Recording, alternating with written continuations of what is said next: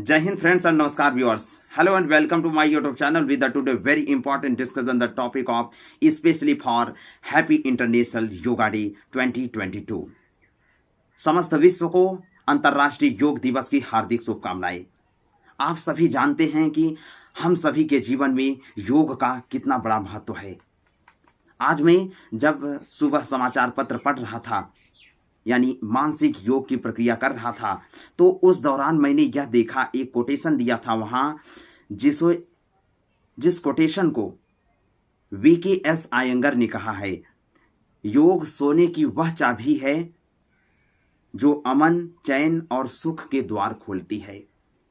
बिल्कुल सत्य कथन है यह, और ये आप भी जानते हैं। आपको यह पता ही होगा कि भगवान श्री कृष्ण ने श्रीमद् भगवद गीता में कहा है कि योगः कर्मसु कौशलम, किसी भी कार्य को निपुणता से करना ही योग है। और मैं बता दे रहा हूं पूरा वहां क्या लिखा है उस वाक्य में, दोहरा दे रहा हूं। भगवान श्री कृष्ण ने श्रीमद् भगवद गीता में कहा है योगः कर्मसु कौशलम, अर्थात किसी भी काम को निपुणता से करना ही योग है। यह बहुत गहरे अर्थ की बात है। इसे समझ लिया तो भारतीय संस्कृति में समाहित योग से जुड़ी हमारी जीवन शैली को हम और निकट से समझ सकेंगे। चित्त को जानना और तदनुरूप जीवन को अपने अनुकूल करना, यही तो असली योग है। आइए योग दिवस की इस शुभ बेला पर हम आदर्श और उदात्त जीवन मूल्य से जुड़ी हमारी इस महान परंपरा को आगे बढ़ाते हुए सर्वे भवन्तु सुखिनः को जन और मन में व्याप्त करें। आज पूरी दुनिया योग की दीवानगी, एक तरह से दीवानी है। जो हमारे देश से ही शुरुआत हुआ, उसके कुछ ऐतिहासिक महत्वपूर्ण विषयों पर मैं विचार रखना चाहता हूं। आप सभी को मालूम भी होगा कि योग जो है एक स्वस्थ और सुखी जीवन जीने की दर्शन और विज्ञान भी है। योग का अगर उत्पत्ति माना जाए तो जो है योग शब्द संस्कृत के यूज धातु से बना है, जिसका अर्थ है जोड़ना। विचार करिए, योग आपको जोड़ता है। योग से संबंध शास्त्रों में योग को स्वस्थ जीवन और यापन की कला एवं विज्ञान से ही अभिहित किया गया है। हमारे यहाँ सबसे पहले पहल जो है महर्षि पतंजलि ने विभिन्न ध्यान परायण अभ्यासों को सुव्यवस्थित कर योग सूत्रों को संहिताबद्ध किया। ये बहुत ही महत्वपूर्ण क्वेश्चन है आप लोगों के लिए, एग्जाम्स के लिए भी। वेदों की भारतीय संस्कृति में यदि आप जाएंगे तो वहां भी योग की परंपरा में साक्षात होंगे। हिरण्यगर्भ ने सृष्टि के आरंभ में योग का उपदेश दिया, ऐसा धार्मिक ग्रंथों के अनुसार। पतंजलि, जैमिनी आदि ऋषि मुनियों ने बाद में इसे सबके लिए सुलभ कराया। आप सोच लिए, विचार करिए। और वास्तव में हम सभी जानते हैं योग से जो है हमारी जो प्राण शक्ति ही शरीर की सभी क्रियाओं और व्यवस्थाओं को नियंत्रित करती है। कुछ ऐसे योग के आसन हैं जो ज्यादा नहीं, कम से कम, जैसे भास्त्रिका, कपालभाति, त्रिबंध, अनुलोम विलोम, भ्रामरी आदि ऐसे आसान योग हैं जिन्हें थोड़े से प्रयास से हर कोई व्यक्ति साध सकता है। तो आप एक तौर पर बता दूं, जितनी भी प्रक्रियाएं हम करते हैं अपने जीवन में, वो सभी प्रक्रियाएं मानव जीवन के हर प्रक्रियाएं योग से जुड़ी हुई हैं। अगर यदि आप अपनी हर प्रक्रिया को योग के अनुसार करते हैं, योग कहने का तात्पर्य ये है वो आपको जो है पूरी तरीके से जोड़ रहा है और आप अपनी अंतर आत्मा को पूरी तरीके से कनेक्ट हो पाएंगे। उसके बारे में एक वर्ड, एक जो है भारत के बहुत ही महर्षि महेश योगी हैं, बहुत अच्छे विचारक हैं, उन्होंने कहा है क्या है टीएम, व्हाट इज टीएम। अब ध्यान से सुनिएगा आप। ध्यान योग के माध्यम से एक व्यक्ति सुपरमैन बन सकता है। सुपरमैन का तात्पर्य समझने की कोशिश करिए। दरअसल ध्यान हमारे मन मस्तिष्क को संतुलित कर हमारे आत्मविश्वास को बढ़ाता है। और जो टीएम की बात उन्होंने की उसे जो है ट्रांसेंडेंटल मेडिटेशन या फिर कहें अनुभवती ध्यान का अर्थ है परे जाना। जब आप योग करेंगे तभी परे जा पाएंगे।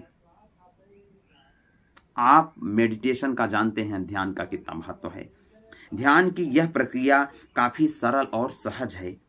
इसे आंख मूंद कर विश्राम की अवस्था में बैठकर 15 से 20 मिनट तक प्रतिदिन 2 बार ध्यान किया जाता है। सबसे खास बात यह है कि ध्यान की इस क्रिया को करने में किसी धार्मिक क्रिया की जरूरत नहीं पड़ती। ये ध्यान दीजिएगा, जब आप टीएम करेंगे, ट्रांसेंडेंटल मेडिटेशन करेंगे, तो किसी भी धार्मिक क्रिया की जरूरत नहीं होगी। हमारी केवल टीएम के दौरान हमारी सारी ऊर्जा जो बाहर की ओर बह रही है, तो उस ध्यान के माध्यम से भीतर की ओर मोड़ने का प्रयास करते हैं हम। ये टीएम के माध्यम से संभव हो और इसे महर्षि महेश योगी द्वारा बताया गया है। और संयोग आपके लाइफ को सही तरीके से बैलेंस करने के लिए भी महान विचारक और महान दार्शनिक ओशो भी कह रहे हैं, सांस जो है अंतिम क्षण तक साथ निभाती है। हमारी जो सांस है, योग सांस लेने की पवित्रता पर बहुत जोर देता है, क्योंकि प्राणमय कोश एक सूक्ष्म ऊर्जा है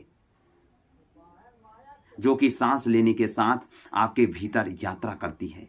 अगर आप सही सांस लेते हैं तो आपका प्राणमय कोश स्वस्थ, अखंड और प्राणवान रहता है। इस तरह का व्यक्ति कभी नहीं थकता। इस तरह का व्यक्ति हमेशा कुछ भी करने के लिए उपलब्ध है, ये ओशो के अनुसार। इस तरह का व्यक्ति हमेशा उत्तरदायी, हमेशा क्षण को प्रति संवेदित करने के लिए, चुनौती के लिए तैयार रहता है। उसके पास छलकती हुई ऊर्जा है। प्राकृतिक सांस लेने को समझना जरूरी है। आप ये बहुत ही समझ सकते हैं। आज अंतर्राष्ट्रीय योगा दिवस पर हम सभी को यह बहुत ही महत्वपूर्ण ध्यान देना होगा। सिर्फ केवल हमें ही नहीं बल्कि समस्त विश्व की बात अगर की जाए, योग का वर्तमान में हमारे जीवन में वास्तव में बहुत महत्व है। मुझे भी पहले काफी योग का जाकर के अब महत्व समझ में आया। सारी चीजें जैसे आप करेंगे, योग तो मैं बहुत पहले करता था, लेकिन जब से योग को अपने जीवन में वास्तविक रूप में लाने के बाद the reality of yoga beneficial for human body, कितना लाभदायक होता है हमारे शरीर के लिए और हमारे ध्यान के लिए, तो ये इस बात का आप सभी महत्वपूर्ण ध्यान रखेंगे। क्या करते हैं इसमें थोड़ा सा ये हो जाती है, आप योग करना चाहते हैं लेकिन बार बार पीछे हटते जाते हैं। लेकिन मैंने एक बात भी बोली कि आज जो है वर्तमान में पूरी दुनिया योग की दीवानी है, तो इस बात का जो है आपको बहुत ही महत्वपूर्ण ध्यान रखना होगा कि कितना ज़्यादा हमारे जीवन में योग का जो है महत्वपूर्ण वो है लाभ। तो योग को करने के सही तरीकों के साथ साथ कुछ महत्वपूर्ण बातों का ध्यान रखना होगा। मैं दे रहा हूं, आप ये ध्यान से। योग के लिए किसी उपयुक्त स्थान का चयन करिए जहां प्रदूषण न हो, उसके साथ साथ वातावरण शुद्ध हो, हवादार हो। और तो आप योग के अभ्यास के लिए उसके साथ साथ एक मैट, चटाई बिछा करके योग मैट का चयन करें अच्छे तरीके से, स्थान का सही रूप से। दूसरी बात जो आती है, समय भी महत्वपूर्ण होना चाहिए।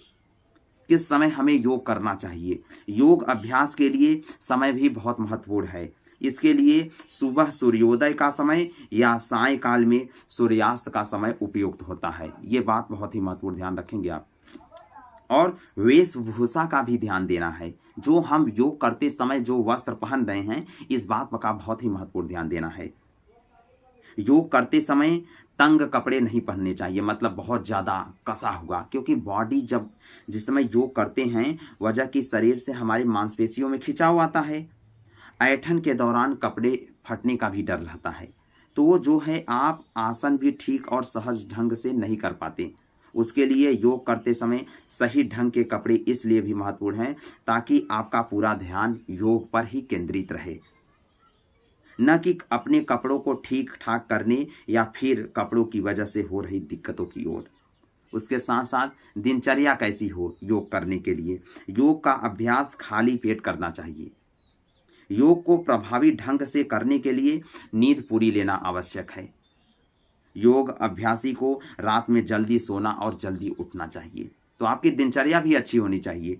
उसके साथ साथ आहार का बहुत ही खास ख्याल रखना है। साधक को शाकाहारी, पौष्टिक और हल्का आहार लेना चाहिए जिससे पाचन तंत्र ठीक रहता है।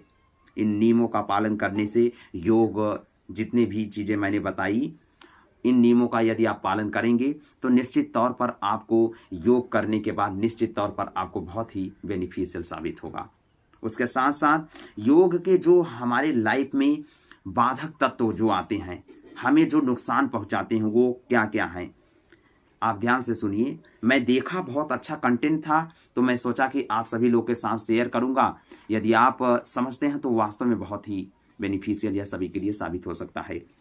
योग के बाधक तत्व क्या हैं? योग के बाधक तत्व यानी अधिक सोना या फिर बिल्कुल नहीं सोना, अति आहार, अति उपवास, आलस्य, अति परिश्रम, चिंता, विषाद, तनाव, कुसंग, अस्वच्छता और असंतुलित जीवनचर्या।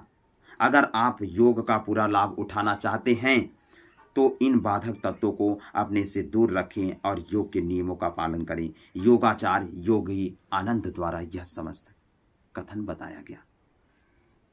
तो मुझे बहुत अच्छी लगी और यह बात तो मैंने सोचा कि आप सभी लोगों को साथ शेयर करूं तो बहुत ही महत्वपूर्ण, सभी के लिए लाभदायक साबित हो।